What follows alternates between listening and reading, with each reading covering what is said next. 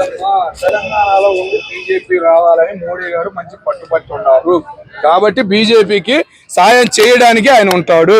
పవన్ కళ్యాణ్ గారు ఏదైనా రాజకీయం ఎత్తాలంటే బీజేపీ పార్టీ తరపునే మాట్లాడతాడు తప్ప ఆయన పార్టీని బలోపేతం చేయాల్సిన అవసరం ఆయనకి లేదు. పరిస్థితుల గురించి ఆంధ్ర ప్రస్తావిస్తుంది కానీ ఆంధ్ర పరిస్థితుల గురించి తెలంగాణ వాళ్ళు ప్రస్తావించట్లేదు కదా, ఎందుకు మీరు కూడా ఎవరు పట్టించుకున్నారమ్మా? తెలంగాణ గురించి ఎవరు పట్టించుకున్నారు? ఒక నాయకుడు పేరు చెప్పినారు. ఈ పనికి మాలిన రిపోర్టర్లు చేసిన వ్యాఖ్యలు, ఎటేటో వెళ్ళిపోయిన వ్యాఖ్యలు తప్ప ఒక విలువ ఉన్న రిపోర్టర్కి వాల్యూ పోగొట్టుకుని అదేదేదో నోటికి వచ్చినట్టు వాగి మళ్ళీ తర్వాత క్షమాపణ చెప్పి పిచ్చోడయ్యి ఆ పిచ్చోడికి 10 మంది పిచ్చోళ్ళు మాటలు సపోర్ట్ పలకడం తప్ప తెలంగాణ ఆంధ్ర విభేదం ఏడుందమ్మా? జనాల మధ్యలో పోయిందమ్మా. అది అప్పుడు కావాలని చేసుకున్నారు, వచ్చింది, ఉపయోగపడింది అంతే. హైదరాబాద్ కు సంబంధించిన చుట్టూ బాగుపడి తప్ప తెలంగాణ 9 జిల్లాలు ఏడ బాగుపడిన చరిత్ర కనపడలేదు. అందరికి అర్థమైంది. ఎవరు పని వాళ్ళు చేసుకుంటున్నారు. కేసీఆర్ లాంటి వాళ్ళకి రిజల్ట్ ఇచ్చారు.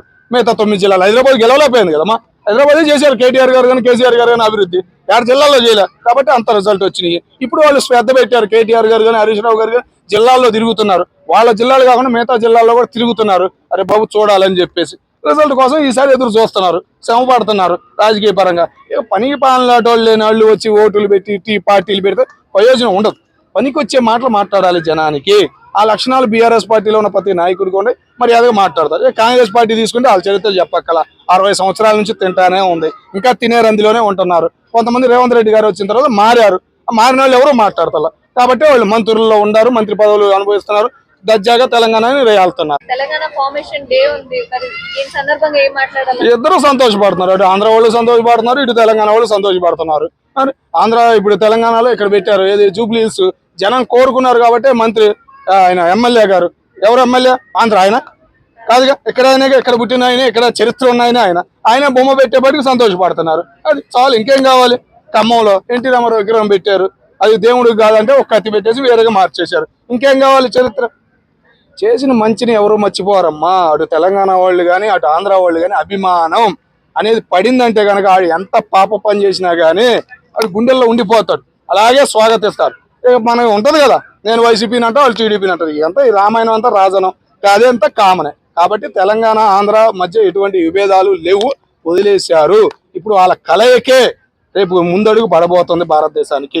పోరాడి ఇంతమంది అమరవీరులు అయిపోయి ప్రాణాలు అర్పించి తెలంగాణని సంపాదించుకుంటే రీసెంట్ గా ఒక మాజీ మంత్రి అసలు తెలంగాణ అన్న పదం డిక్షనరీలోనే లేదు అన్న మాటలు మాట్లాడుతున్నారు కదా. మనం ఏం చెబుతామమ్మా? కొంతమంది రీసెంట్ గా మా ఆంధ్రాలో కూడా రాష్ట్రానికి రాజధానే లేదు, దేశానికి ఒకటే రాజధాని అన్నారు చూసారు. ఇక అట్లాంటి అగ్రమేధావులు తయారవుతున్నప్పుడు వీళ్ళ గురించి ఏం పట్టించుకుంటారు? 5 ఏళ్లు ముఖ్యమంత్రిగా చేసిన ఆయన, 3 రాజధానులని రాష్ట్రాన్ని దిగ్ చేసిన ఆయన మళ్ళీ రాష్ట్ర రాజధానే లేదంట. మళ్ళీ చివరికి మా వీగానికి వచ్చాడు. గన్ అంటే మళ్ళీ నా పేరు అనుకో. ఇట్లాంటి వాళ్ళు పెరిగిపోవడం వల్ల ఏంటంటే స్వార్థం పెరిగిపోతుంది. అరే బాబు నా పేరు ఉండిపోవాలి, ప్రతి ఒక్కరి ఇంట్లో దేవుళ్ళలాగా నన్ను పూజించాలి అని పిచ్చి పట్టిన వాళ్ళు కొంతమంది ఉండటం వల్లే రాజకీయానికి విలువ లేకుండా వాల్యూ లేకుండా పోతుంది. నాయకుడు అంటే నాయకుడు లక్షణాలు ఉండాలి, కనపడాలి. నాయకుడు లక్షణాలు అంటే ఇప్పుడు ఎక్కడ పైటాల రవి ఏడో ఆయన రాయలసీమ హైదరాబాద్ చేసాడు, కానీ మా తెనాల్లో ఆయన విగ్రహం ఉండిద్ది తెలుసు. ఆయన విగ్రహం ఉంటుంది ప్రతి ఏటా. ఆయన పుట్టినరోజు అప్పుడు ఆయన అప్పుడు చేస్తారు, ఆయన కొడుకు వస్తాడు అక్కడికి వచ్చేటట్టు చేస్తారు. ఫీలింగ్ అనేది వేరే ఉంటదమ్మా. ఒక్కసారి ఆయన చేసిన పని ఒక్కటే, ఒక కాలువ వ్యవహారం మీద వచ్చి మాకు నీళ్ళు వచ్చేటట్టు, గుంటూరుకు నీళ్ళు వచ్చేటట్టు చేశాడు. ఆ వ్యవహారం ఒక్కటి చాలు, జన్మ గుర్తుంచుకుంటాం. అట్లాంటి జన్మ ఉంటది. కాబట్టి ఎవరు ఏంది తక్కువ అంచనా వేయద్దు. ఇటు తెలంగాణ ప్రజలు తెలుసుకుంటున్నారు, అటు ఆంధ్ర వాళ్ళు తెలుసుకుంటున్నారు. నాయకుల్ని ఎక్కడ ఉంచాలో అక్కడ ఉంచుతున్నారు.